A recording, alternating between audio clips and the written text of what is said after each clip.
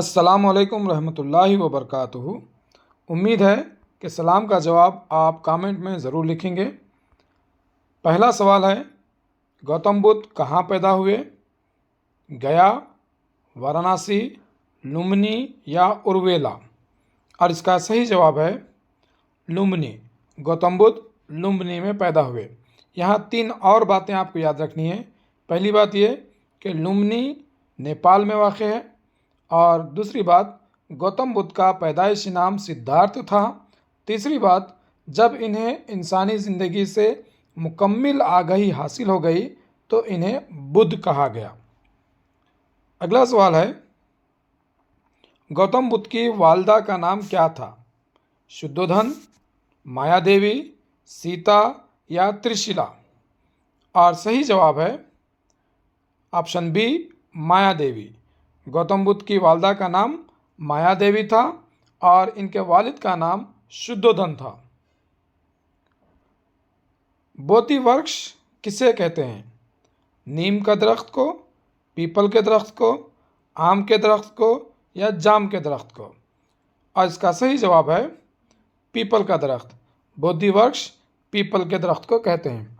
दरअसल बिहार में शहर गया के करीब उर्वेला नामी मुकाम पर एक पीपल के दरख्त के नीचे गौतम बुद्ध मुराक़बे में बैठे थे, जहां इन्हें इरफान यानी बोधि हासिल हुई, और इसी पीपल के दरख्त को अब बोधि वृक्ष कहते हैं। यानी जिस पीपल के दरख्त के नीचे बैठकर इन्होंने इरफान हासिल किया था, उस पीपल के दरख्त को बोधि वृक्ष कहा जाता है, जो कि शहर गया के करीब उर्वेला नामी मुकाम पर है।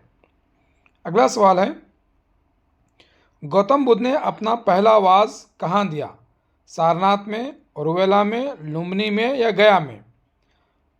उर्वेला वो मुकाम जहाँ पर पीपल का दरख्त है, लुम्बिनी में वो पैदा हुए, गया जो है वो उर्वेला गया शहर के करीब है, बचता है सारनाथ।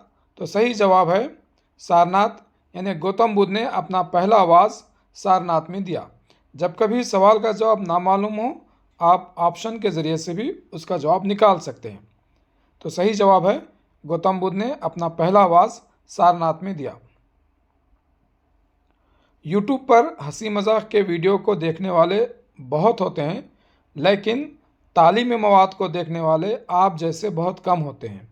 इसलिए ख़ासकर आपसे गुजारिश है कि चैनल को सब्सक्राइब करके इस वीडियो को अपने व्हाट्सएप ग्रुप में ज़रूर शेयर करें।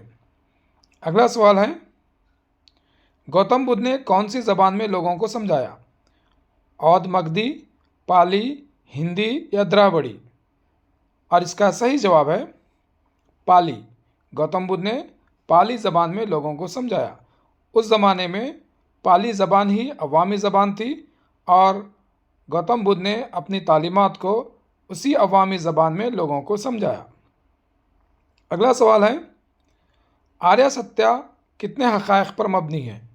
2, 3, 4 या 5? और इसका सही जवाब है 4। आर्य सत्ता 4 हक़ाइक़ पर मबनी है। आर्य सत्ता दरअसल ये बताता है कि इंसानी ज़िंदगी के तमाम मामलात दरअसल 4 हक़ाइक़ पर मबनी हैं। वो 4 हक़ाइक़ क्या हैं? पहला है दुख, यानी इंसानी ज़िंदगी में दुख होता है। दूसरा है दुख की वजह, यानी दुख की वजूहात होती हैं। तीसरा है दुख से नजात, यानी दुख को दूर किए जा सकते हैं। तीसरा है प्रतिपद, यानी रास्ता, ये दुख को दूर करने का रास्ता है, और ये रास्ता अच्छे चाल चलन का है। तो आर्य सत्ता के हक़ाइक़ जुमला 4 है। 4 के नाम भी याद रख लीजिए और उसकी तारीफ़ भी याद रख लीजिए। इम्तिहान में सवाल कहीं से भी पूछा जा सकता है।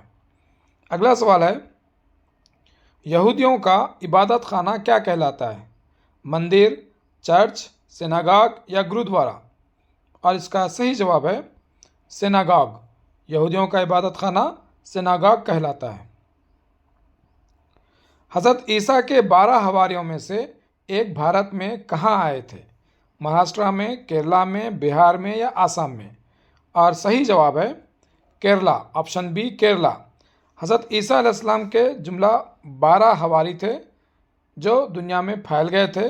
उनमें से एक हवारी सेंट थॉमस पहली सदी में केरला आए थे, और उन्होंने त्रिचूर ज़िले में पल्योर नामी मुकाम पर 52 ईस्वी में एक चर्च कायम किया था।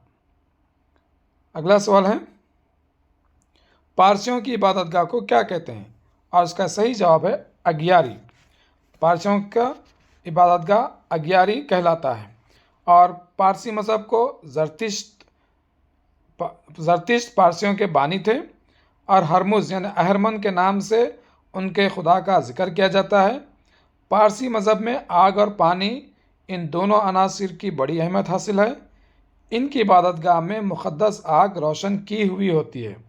इस इबादतगाह को अगियारी कहते हैं, यानी पारसियों की इबादतगाह को अगियारी कहते हैं।